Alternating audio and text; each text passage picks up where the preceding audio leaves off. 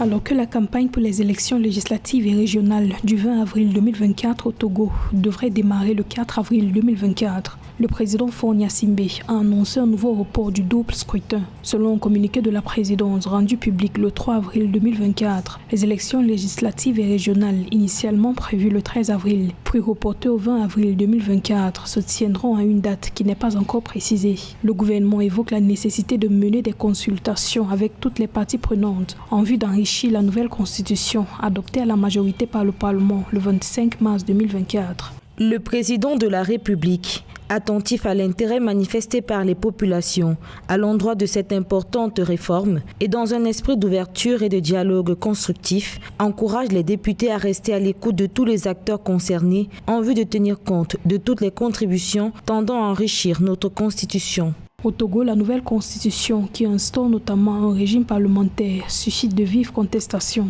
Des membres de l'opposition et de la société civile dénoncent des manœuvres du chef d'État pour se maintenir au pouvoir à l'approche de l'élection présidentielle prévue en 2025 dans le pays. Des appels à manifestation se multiplient pour empêcher la promulgation de la nouvelle constitution.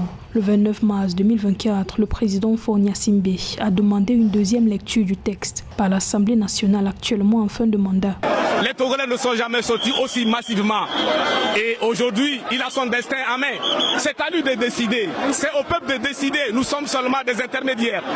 Il appartient au peuple de décider. Il a la force aujourd'hui et la souveraineté est en train de revenir entre ses mains. Ça prendra le temps que ça prendra, mais il faut qu'ils acceptent à nos exigences ou alors qu'ils partent.